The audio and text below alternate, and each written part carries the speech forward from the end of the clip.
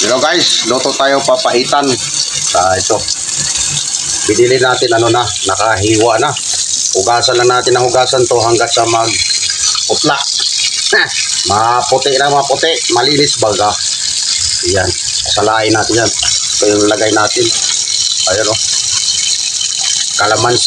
Kalamansi ilalagay natin. Saka ito yung papapait niya. Tapos, para medyo mabilis-bilis, sa rice cooker. Rice cooker. Pressure cooker pala guys. Yan o. Dala natin ang hugasan hanggat sa malinis. Pumuti. Yan. Maganda yung ganyang kamay-kamay lang para masarap pa na kamay na walang hugas.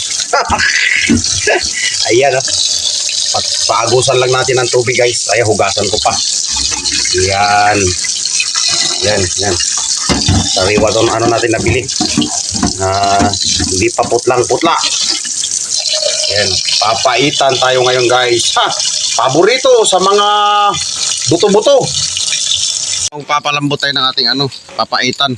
Na tayo? Dilig muna tayo ng halaman. Ayan. Tuyong-tuyo ng ating guyabano. Ayan. Wala ng dahon. Wala pati ito. Naubusan tayo ng gasol.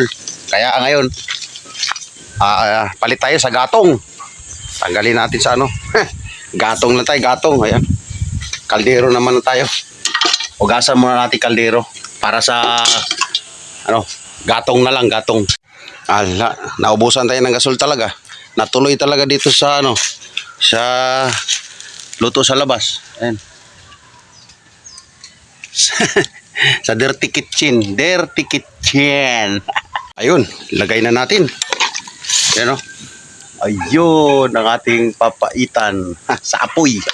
Papaitan usok-usok sa bakuran. Ayan o.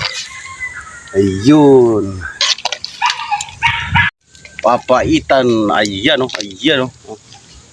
Sa gatong yan guys. Daig pa'y pressure cooker na guys sa lakas ng apoy. Ayan o. Ayan. Oh. At ito yung gatong natin. Laki. Ayun. Tingnan muna natin kung anong kulang.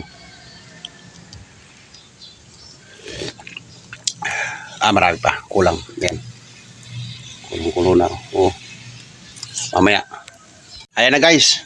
Antayin na lang natin kumulo to. Ayan nakalagay na natin ang ating kalamansi. Tsaka yung papait niya guys. Ayan. Antayin na lang natin.